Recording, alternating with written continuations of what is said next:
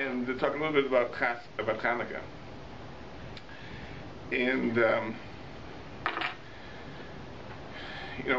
the Mishnah Masechah Shabbos says that when it comes to lighting Ner Shabbos, the Shabbos lights, there are certain types of oils and certain types of wicks that you're not allowed to use. And the reason for that is because these oils and these wicks don't burn well.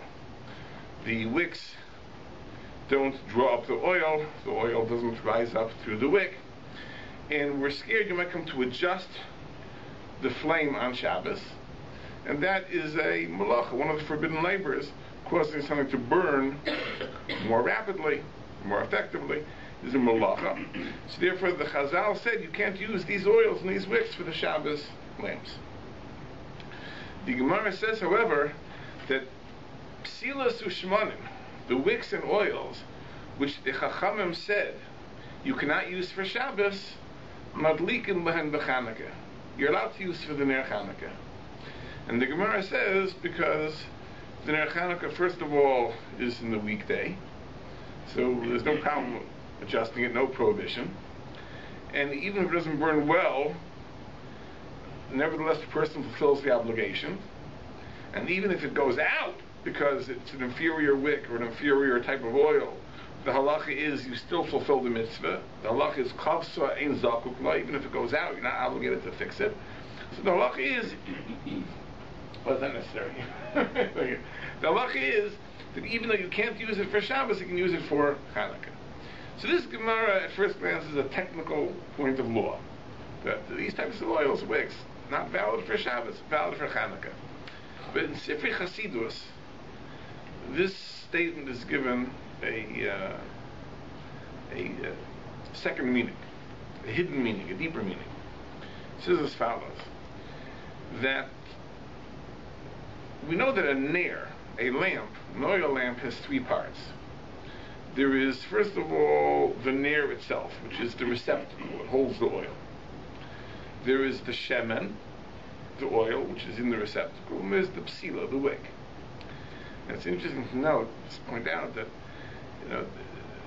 we assume as a given that you can use candles instead of an oil lamp for the Ner Chanuka. And this is the majority opinion. Most rabbinic authorities hold that candles are also valid, but the Maharal of Prague held that a candle is not valid. That was his opinion. And one of the arguments he makes is, because since Chazal said that the mitzvah of Chanuka is a Ner Chanuka, a Ner by definition is a receptacle for a liquid fuel. The word Ner implies a receptacle that contains a liquid.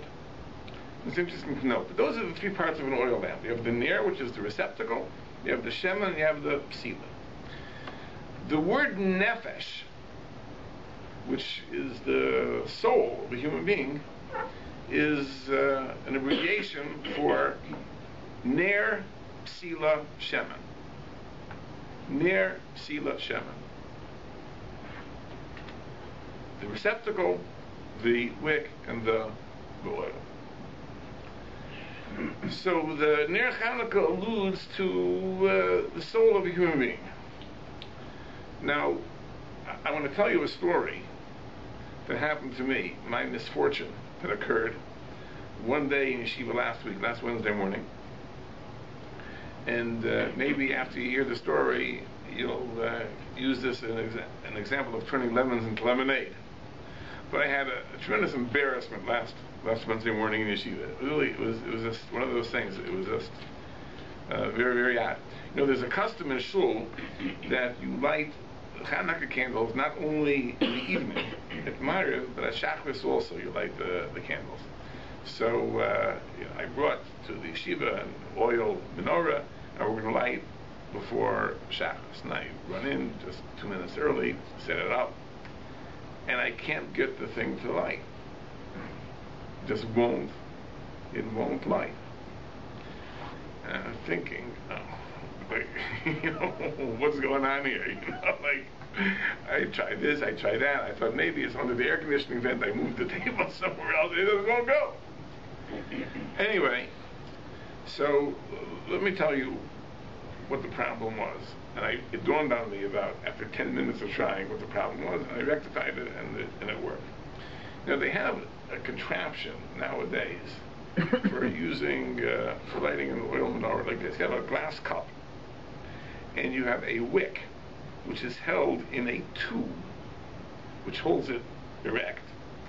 And you light it, and the oil somehow goes up that wick, and even as the oil goes down, right, the wick remains above the level of the glass. Now this is an improvement over the old floating wick. The floating wick was a piece of cork with a hole in it. You put a little wick in it, and it floated on top of the oil. But as the oil burned down, the flame also went down.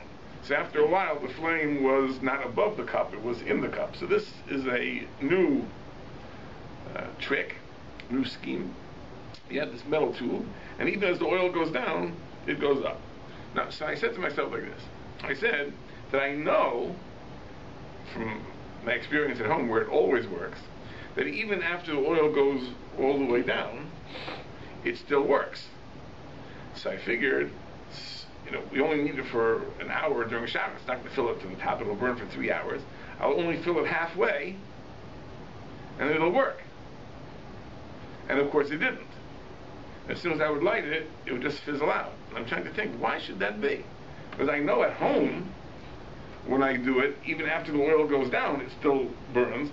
Why shouldn't it work if you only fill it halfway to start? And it dawned on me, of course, there's no comparison. Because if you fill it to the top, so the oil has had time to saturate the wick and rise up through the wick. So when you light it, it's burning at the top. But if you only fill it up halfway in the beginning, so the oil hasn't had the time to rise up through the wick, unless you do it. No, what I do is I dip the wick in oil, so it's with oil, and then so you're more clever than I am. Anyway, so this is the problem. This is the problem. So then it dawned on me, let's fill up to the top, right? And then, of course, the oil will be right near the top, and sure enough, lit it and it worked. Now, in the meantime, the whole yeshiva is watching me do this for about 15 minutes. This guy is so inept, he can't even light a candle. Like, what does he do at home? I mean, he's 50 years old. I mean, he's been doing this for years. Anyway, so I decided that after davening, I speak every day. First, I would explain to them the physics involved with this. You know, how the oil rises up, the capillary action, so they would understand the background, and they would learn from my mistake, from my humiliation. But I said, there also might be a devar musar, something we have to learn from this. And I told him this idea that the nefesh, the soul of a human being, corresponds to the receptacle, the oil, and the wick. Because what is the idea? What is the symbolism of the oil rising up through the wick and burning from the top? So I said like this. Because we know that there are things that we know intellectually, but we don't feel deeply. When the Torah tells us about emunah, it says, "V'yadata hayom," you should know today, "v'hashevosa el levavecha," and impress it upon your heart. Meaning, there are things you know in your head, you don't feel deeply. The Torah says that's not good enough. Because emunah, belief in God, faith in God, can't be something which is an abstract intellectual idea. It has to be something that you feel in your heart. So the Torah tells us those things that you know, you have to impress them upon your heart. So you have to bring it down from your head to your heart. Now, when you want to inspire others, you have to reverse the process. Speaking, teaching, is an intellectual activity. Do that with your head. But if you only teach things that you have only in your head, the audience isn't inspired. Chazal say, Dvarim hayotzim min halayv, words that come from the heart, nichnasim halayv, they enter, they penetrate people's hearts. Meaning, if you say something that you don't really feel yourself, you don't even believe it yourself, but it's the party line, and you say it, you're not going to get the message across. You're not going to inspire, you're not going to arouse anybody. But if it comes from your heart, it's something you deeply feel, and it's a principle of your life, then you bring it up to your head, to your mouth, and you express it. So it's something which originates in the heart. It's Yotzim in Alev. So that's really what the wick is. Now you have the oil. The oil is in the receptacle. It's deep down. It rises up through the wick, and you light the end, which is the head of it, and voila, you have illumination. If the oil doesn't rise to the top, meaning it's not coming from a very deep place in the person's heart, and you try to ignite just the top, it fizzles out. Right? So it's a very, very deep idea here. Right? That the whole idea of what a ner is that the oil, which is below, which symbolizes that which has penetrated my heart, I raise up through the wick to the head, and then I have illumination, which can light the path for other people. So I said, so this mishap of trying to light the end of the wick without the oil rising to the surface is symbolic of trying to reach others without having deep convictions yourself. So basically what I tried to do was cover up for myself and say, you see, it was the Meshamayim, it shouldn't work to be able to say this. But this is the point. The point is that nefesh, ner psi l'shemen, corresponds to the human being. So Sifri Chasidus is like this. There are people, sadly, who aren't ignited. They aren't lit on fire, even on Shabbos. Shabbos doesn't do anything for them. They go through a Shabbos, maybe they go through the motions, they don't work, and they eat shom and do all these things, but they're not ignited. There's no warmth, there's no light. Those are the psilas u'shmonim. Those are the wicks and the oils which aren't ignited on Shabbos. But say Chazal, madlikim lehem b'Chanuka. Those things can be ignited on Chanuka, meaning that there are people that even if they can't be aroused and inspired on Shabbos, somehow they can be inspired on Chanuka. There's something special about Chanuka that it can impact a person in ways that sometimes even a Shabbos can't. It's a very interesting thing. There's a story which I'm not going to tell you because I've said it so many times. I've told it in the version that I heard it, but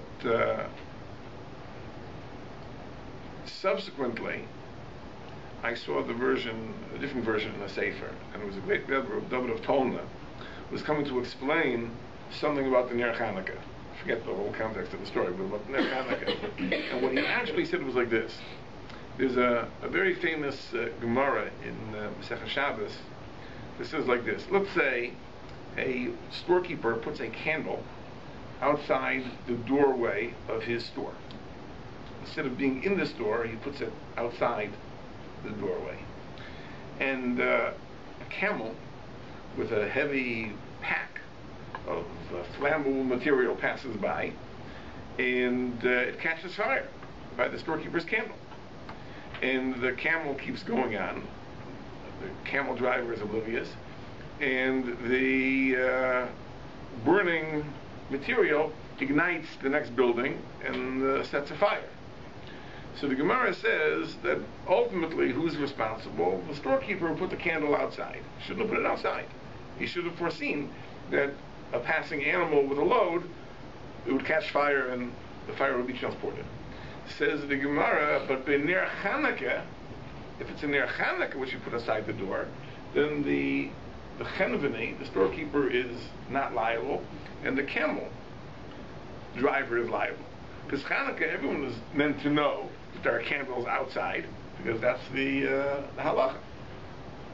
So therefore, the owner of the store, the owner of the house, is exempt because he was allowed to put the candle there, and to the contrary, it's the passers-by, they have to beware. So the Gemara says, Zaysei Meres, from here we see that by Ner Chanuka, mitzvah lohanicha lamata me'asar tfachim. It's a mitzvah to put it less than 10 tfachim, less than 10 hand breadths from the ground. That when you light Ner Chanuka in the doorway, you should put it very low. Why? Because if there was no such halacha, you have to put it low, then we should tell the storekeeper or the homeowner, you should specifically put it so high that it's higher than a camel and its rider. Then why don't we tell them that? Good, put it outside, fine, but put it very high. The answer is because the halacha must be that it's low. Why? What's the argument that it should be low?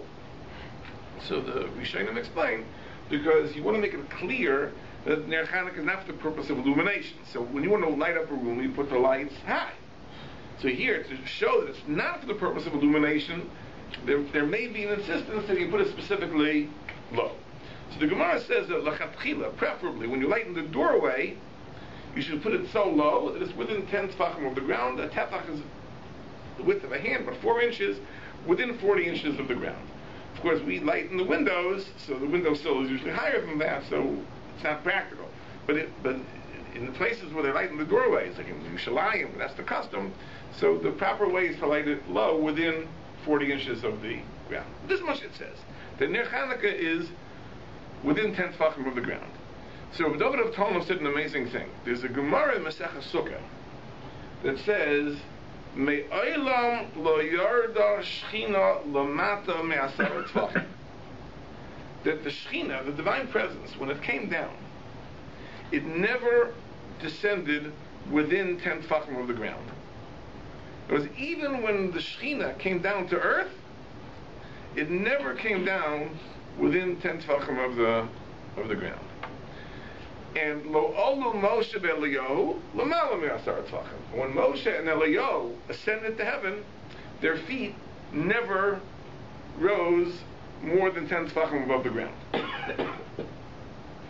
Now, don't ask me how you get to heaven and your feet remain within 10 tefachim of the ground. I don't know exactly how it works. But this is what it says. The Shechina never came within 10, and Moshe and Eliyahu never went above 10. Now, the deeper meaning of it is this. Then we talk about the Shechina coming to earth. And Moshe Rabbeinu and Eliyahu and I'll be going up to heaven. To a certain extent, the Shechina can never come down to earth. And Moshe and Eliyahu can never go up to heaven. Because after all is said and done, heaven is heaven and earth is earth. So a person who is bound to earth can rise spiritually, he can ascend, but there's still something holding him back. There's a limit. There's a limit to the extent to which a human being can ascend to heaven. And there's a limit to which the Shechina is willing to descend. Right? So the Shechina never comes within 10 tefachim of the ground, and Moshe and Eliyahu never rise more than 10 tefachim from the ground, because there's a limit to the ability of a person to ascend, and there's a limit to the willingness of the Shechina, I wouldn't say the ability of the Shechina, but the willingness of the Shechina to descend. Now the Gemara says in Shabbos that the neiros of the menorah, and of course the neiros of Chanuka are a copy of the neiros of the menorah, our edus is a testimony for the Jewish people, Shashchina Sharav Yisrael, that the divine presence dwells in Israel. That the flame of the menorah in the Beis HaMikdash, the flame of our Chanuka neiros, is symbolic of the presence of the Shechina. And it says here that the Ner Chanuka is lit within 10 tefachim of the ground, which means that the Shechina normally never goes that low. Yes, HaKadosh Baruch Hu comes down and he lowers himself, but usually not that low, never below 10 tefachim, whatever 10 tefachim symbolize. But on Chanuka, the neiros of the Chanuka are below 10 tefachim. That means that the Shechina is present and lowers itself to reach us on Chanuka to an extent which is not the case the year round. Right? That's what David of Tolna said. The story takes liberties, but this is what he actually said. So I'd like to explain what this is. What is this idea that Chanuka is so special? Why is Chanuka different? What are we meant to feel? What are we meant to understand from the neiros of Chanuka, which is truly different and unique? Now, we've pointed out in the past a very interesting thing. In other words, we know that we have the holidays in the Torah, which we are meant to learn from. each holiday is meant to teach us something, to convey a certain message. And the holidays have a pattern. So we have the Shalosh Regalim, the cycle of holidays, which begins with Pesach, Shavuos, and Sukkot. We have the Yomim Noraim, which also follow a pattern, Rosh Hashanah, Yom Kippur, and it culminates with Sukkot. Sukkot is, in a sense, is like the juncture. This is where the Shalosh Regalim and the Yomim Noraim all converge when it comes to Sukkot. Sukkot is the conclusion of both the three pilgrimage festivals, the Shalosh Regalim. It's also the culmination of the High Holy Days. Rosh Hashanah and Kippur culminates with Sukkot. Sukkot is where everything ends. So you think about it, our holiday season begins with Pesach and ends with Sukkot. So the holidays are all, the Torah holidays are all in the spring and summer months. And they come to early fall, which is Sukkot, Shmini Atzeres, and then they conclude. So the winter holidays, Chanuka and Purim, obviously must be coming to teach us something which the Torah doesn't teach us, something extra that we need. And you think about it for a second, obviously what it is that these holidays teach us lessons that we need to know because things did not work out the way they were supposed to work out. In other words, what was supposed to happen is that Klal Yisrael would come into Eretz Yisrael, and they'd live by the Torah, and they'd live in peace and prosperity in Eretz Yisrael. It would be like the Messianic age, and that would be it. All we need is the set of holidays which the Torah provides for us. They would teach us whatever we have to know. But things didn't work out that way. Right? Klal Yisrael did not do what it was supposed to do. There were churbanos, there were destructions. Basically, it was destroyed. There was galus, there was exile, there were persecutions. And therefore, we need these extra holidays that teach us some very important lessons as to how to survive, let's just say, in Plan B, when things don't work out the way they're supposed to work out. And that's what really Purim and Chanuka celebrate. They celebrate the great miracles of Jewish survival in various ways when things weren't as they were supposed to be. We point out an interesting observation that the relation of Chanuka to Purim really, is Purim the foundation? Does Chanuka build on Purim, or is Chanuka the foundation and Purim builds on Chanuka? So we pointed out it's very interesting that in the year, of course, Chanuka comes before Purim.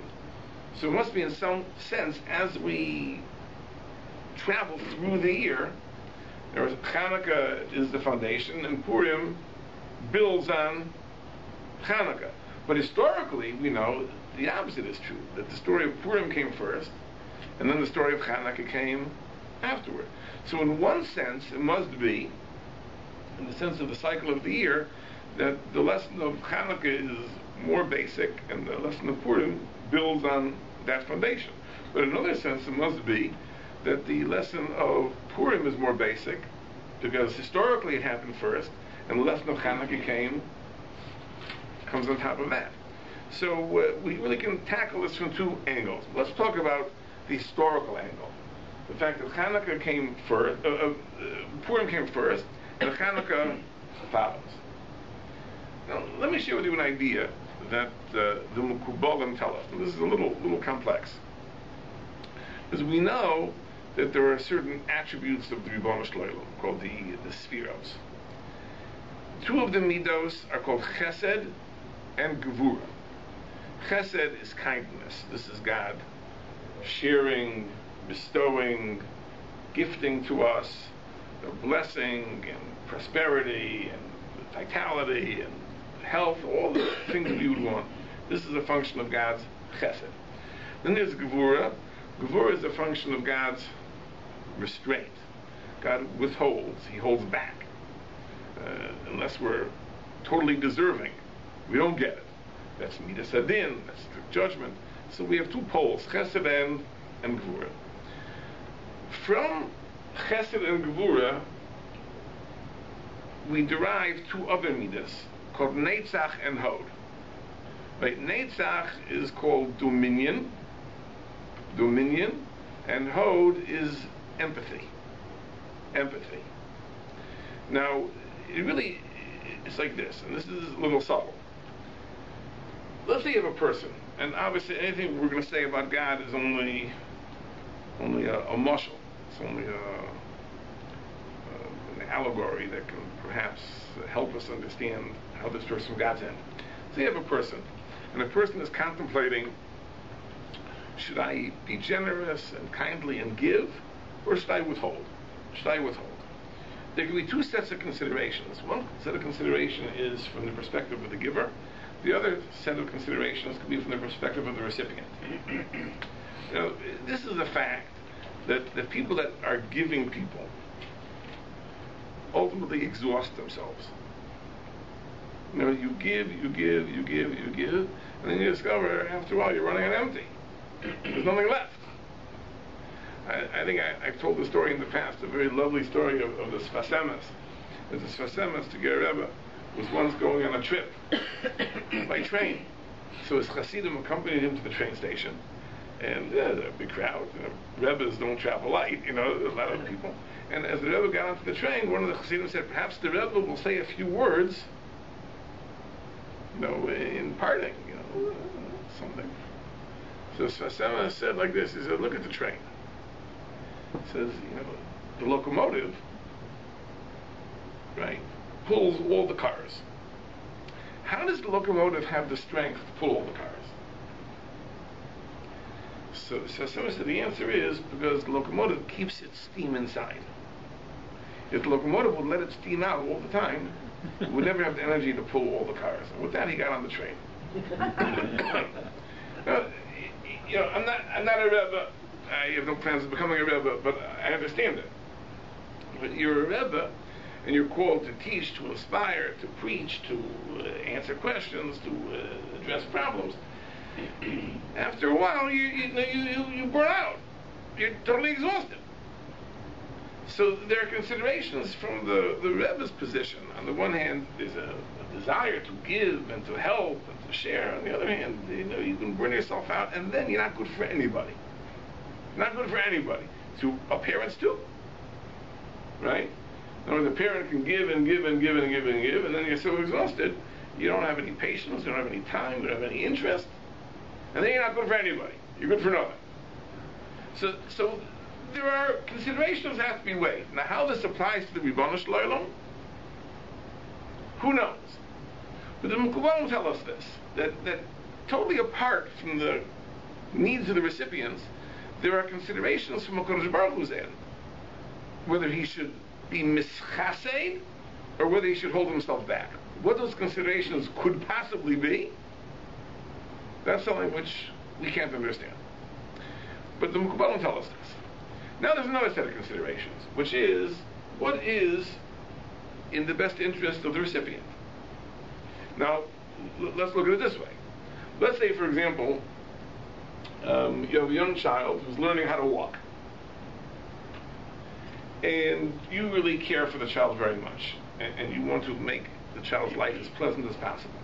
So you decide that whenever the child is on the verge of falling, I will be there to support him. My child will never fall on his backside as he's learning how to walk. Because I'll always be there for him. I'll always be there to catch him, to support him, and so on and so forth. What's going to happen? That child will never learn how to walk. Right? How do you learn how to walk? You learn how to walk by trial and error.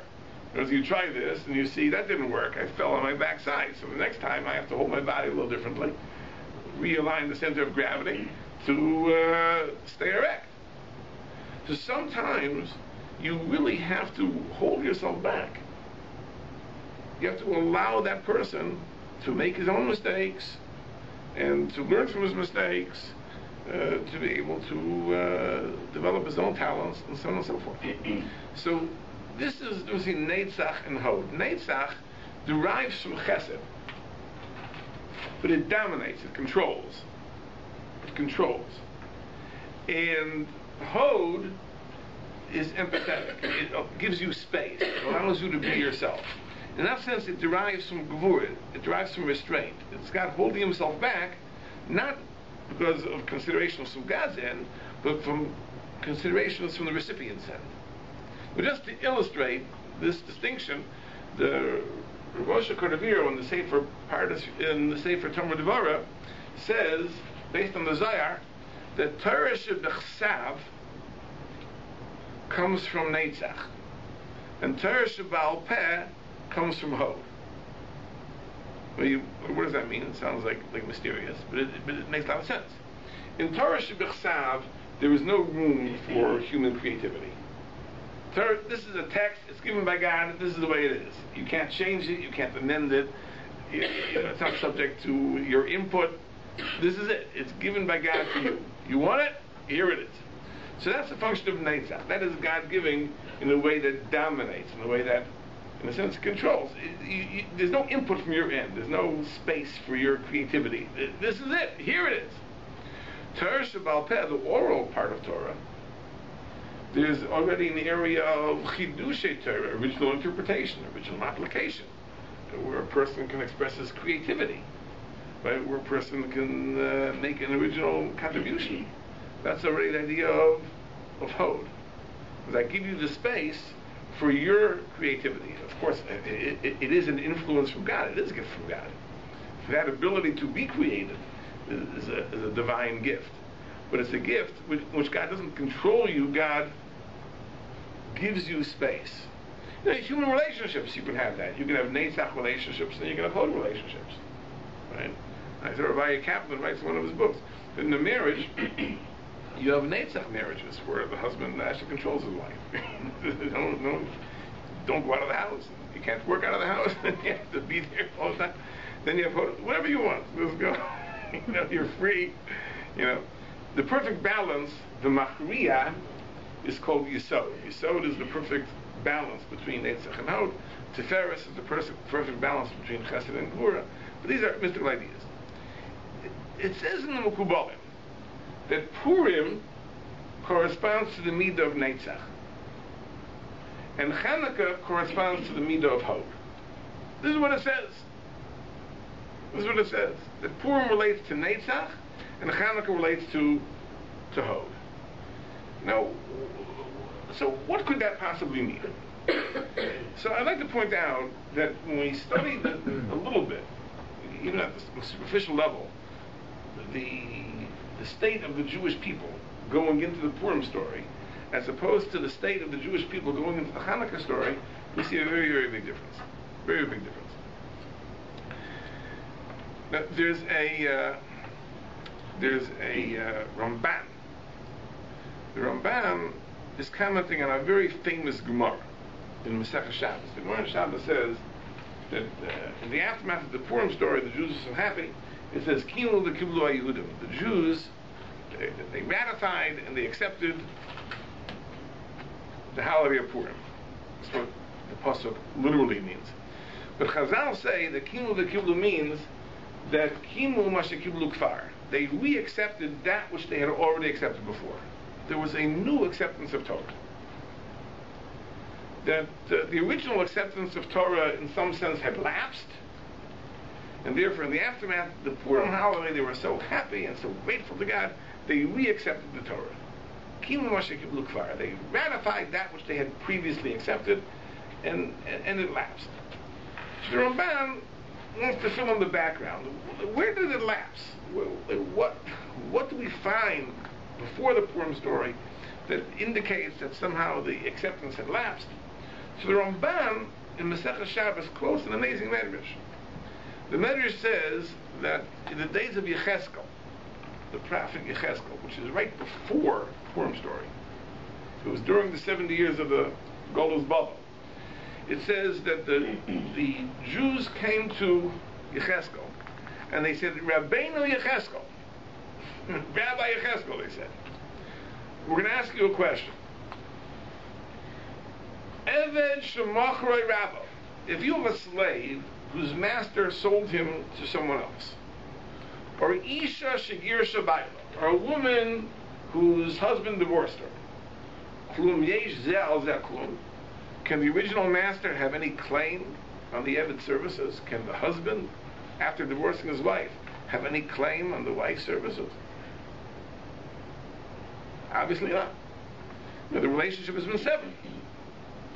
So accordingly, they said, Niyeh kagoyim. We are free to become like Gentiles. What happened?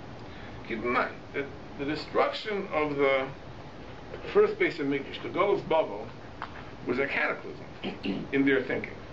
See, we have the benefit of hindsight, so we see a cyclical pattern in Jewish history. There's Golus, there's redemption, there's return, we go, we come back. As we see that there are cycles. But that's for the benefit of hindsight. But think of the Jews who lived at the time during the Golus Babel. Right? They didn't see the cyclical pattern. They saw that the base of there was Eretz Yisrael. God promised them a land flowing with milk and honey. There'll be a base of Mikdash. Everything will be great. All of a sudden, the base of Mikdash is destroyed. They're exiled from the land. So the conclusion they came to is that that's it. It's a divorce of sorts. We've been expelled. We've been banished. We've been sold to a new master. So God has no claims against us. He can make no demands of us. So says the Ramban that this was the lapse of the original acceptance of Torah. It lapsed. Therefore, there had to be a new acceptance. The new acceptance came in the aftermath of the Purim story. But the Ramban, quoting that medrash, if you look at the end of that medrash, it says an amazing thing. That what was God's response? When the people came to Yechezkel, to Rabbeinu Yechezkel, Niyeh kagoyim, God said, let them see, Im loy b'chema shfucha im loy chalehem. I will rule over them, I will establish my control over them with an outpouring of anger. Now that pasuk, the Gemara elsewhere in Sanhedrin, applies to the pre-Messianic age and says that it means that if the Jews don't repent on their own before Mashiach comes, Ma'amid ani aleihem, I will appoint over them Melech, a king, shegzeirosav kashais kehaman, whose decrees are as harsh as those of Haman, and the Jews will repent. Many, many modern commentators believe that this statement is an allusion to the Holocaust. If you think about it for a second, what king in history were Gzeirais of Kashas Kahaman? The only two people whose plan was to annihilate all of Klal Yisrael were Haman and Hitler, were the only two. You don't find anyone else who had that type of vision. So Hitler was the Melech, the king, whose Gzeiras were Kashas Kahaman. His decrees were as harsh as Haman's. And we do know that to the extent that there is some arousal to tshuva, it's all an outgrowth of the things that happened during the Holocaust, the establishment of the state of Israel becoming central to Torah study and so on and so forth. Really, all the consequences of the Holocaust. But in any case, but getting back to our story with Yechezkel, that's what God said. God said, I'm going to show them. I will show them that I have not sold them. I have not abandoned them. Right? I am very much in control because I will save them from this Melech, who is, in this case, Haman himself. The story of Purim is a Netzach story. Right? It's a story of the Jews feeling that they've been cut loose, and God is asserting his authority over them by setting into motion a chain of events where they are under the dominion of this very, very harsh king, and they are saved miraculously by God's intervention, and therefore you can't escape. You are bound to God. You don't have the freedom to decide for yourself, Niyeh kagoyim, that I'm going to go my own way, etc. And this is, the Ramban says, this is exactly the Purim story. Did I misunderstand the quote? The quote sounds like, I will show them that I'm still in charge through my anger. That's right. That was the idea. Not through saving them from. That's the idea. Obviously, if the anger would have been realized, right, then there'd be nobody to to get the message, right. The idea is that I'm going to show them this outpouring of anger, but I'll save them from it. Right? That's anyone must be pshat in the Gemara. But that's Purim. Purim's story is therefore the definition of Netzach. This is God establishing His control over the Jewish people. Chanuka, and we're talking about Chanuka, is really the exact opposite. The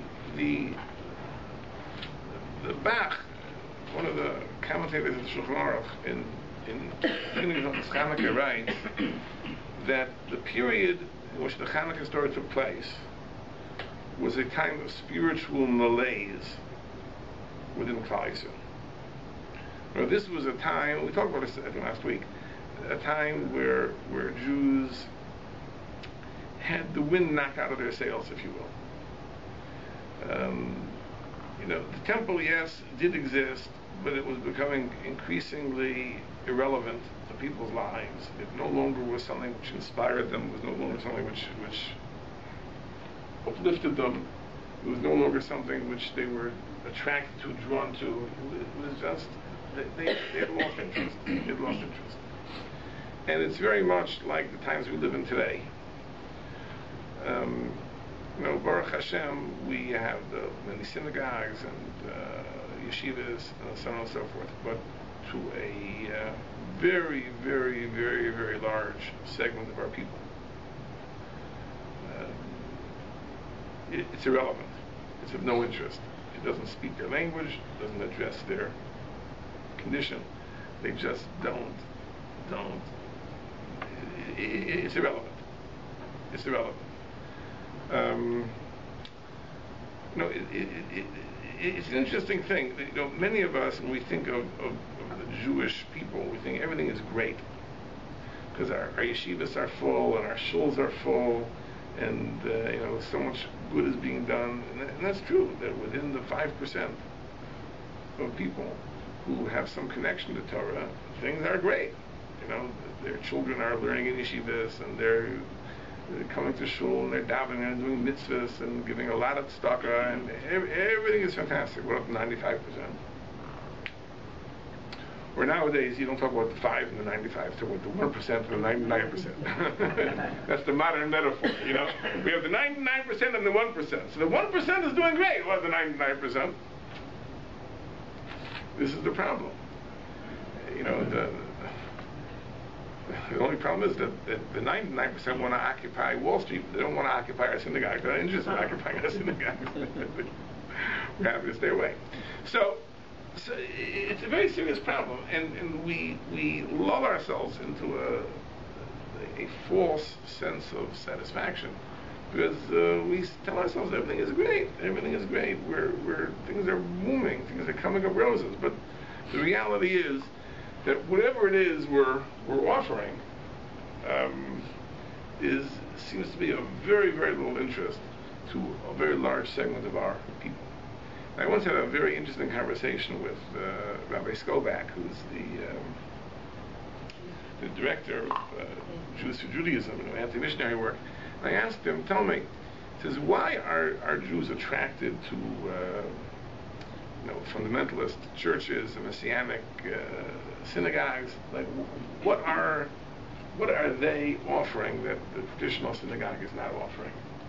So he told me, it was a set commentary. He says, when one of unaffiliated secular Jew comes into a messianic temple or a fundamentalist church, he's embraced and he's welcomed. We love you and we're happy you're here.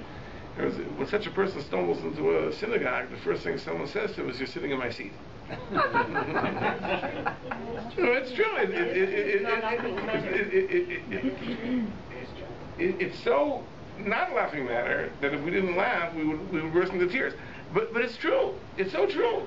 It's so true.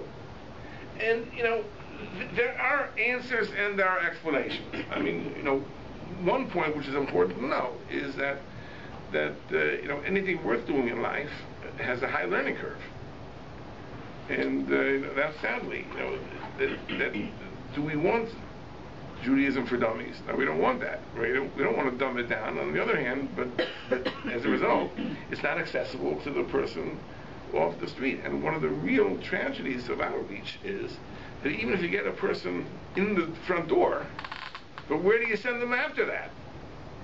And that's a very serious problem.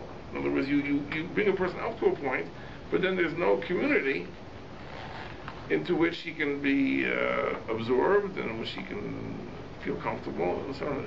These are very, very serious problems. But the Chanuka story was such a time, and it led people to a sense, which often is the case, that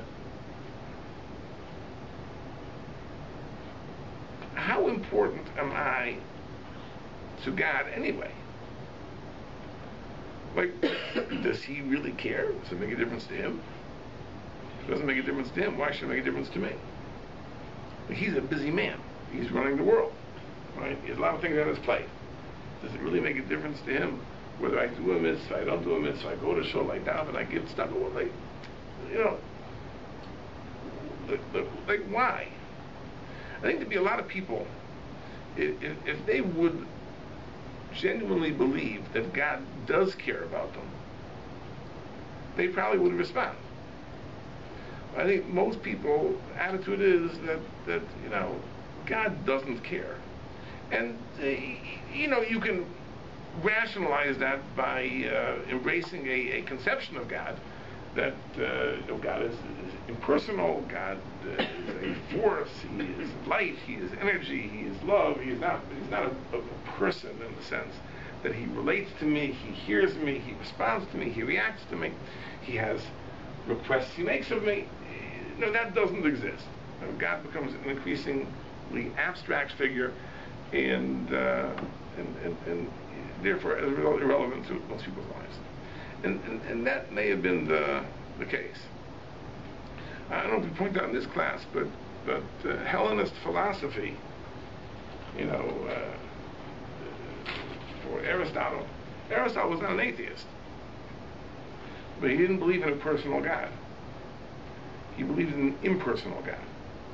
There was a God who was the source of all existence, but not that he responds to us, not that he hears us, not that he commands us, and so on and so forth. And, the Kuzari, in the beginning of the Kuzari, talks about the God of the philosophers as being an impersonal being. What the story of Chanuka came to teach Klal Yisrael is a very interesting thing. It wasn't like the story of Purim, where our lives were on the line. The miracle of Chanuka, the miracle of the menorah, the only thing that was on the line was the performance of the mitzvah. That really was the whole issue. The miracle of the menorah celebrates the fact that we were able to perform a mitzvah. There's a mitzvah like the menorah, we wouldn't have been able to do it. God performed the miracle to enable us to do this mitzvah. Now, when we think about it for a second, that's an amazing thing. And what would the worst case scenario have been? We wouldn't have done the mitzvah. We wouldn't have done the mitzvah. And it's not even that bad. Because the halacha really is, many commentators say, that tum l'hutra b'tzibur, that the laws of impurity are suspended for the sake of communal observances. So really, if they would not have had pure oil, they could have used the defiled oil. So they would have done the mitzvah, not in the best possible way. So the miracle of Chanuka was not to facilitate the mitzvah, but to facilitate the mitzvah being done in the optimal way. That's it. That's all it was. So what's the point? It's a seemingly unnecessary miracle. So and wouldn't have done the mitzvah. But it's a very important mitzvah. So what God is telling us is that you should know that it's not just that your life is important to me. Your mitzvahs are important to me. Your worship is important to me. Your being able to do a mitzvah in the best possible way is important to me, to the extent that it justifies a very big miracle. And that is something that if we would understand, our lives would be different. Right? It's not God coming to dominate us. It's the idea of hope. It's God empathizing with us. It's God showing us that what you do is valuable to me. It's important to me. Right?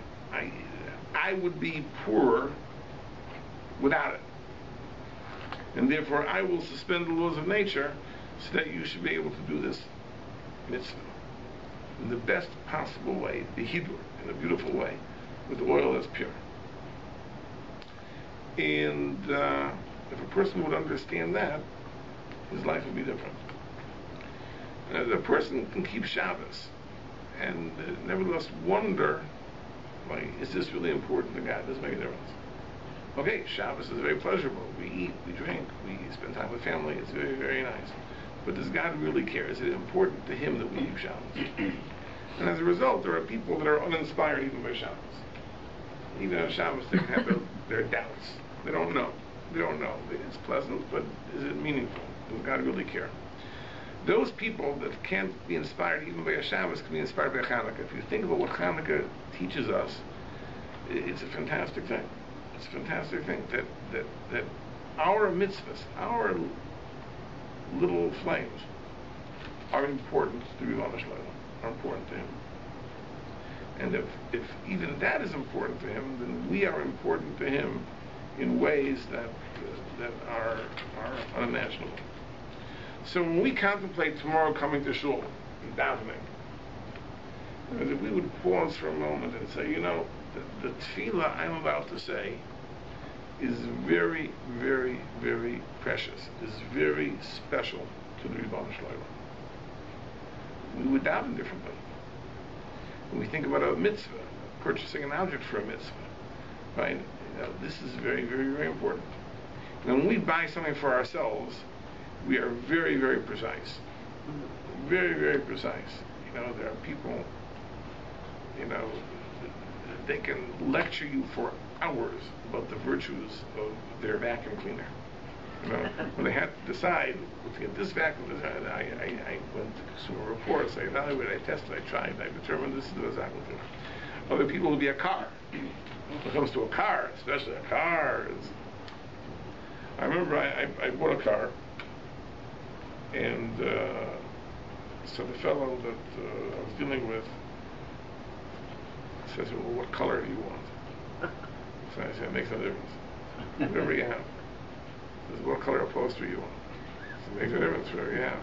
What do you mean it makes no difference? I tell you, it really makes no difference.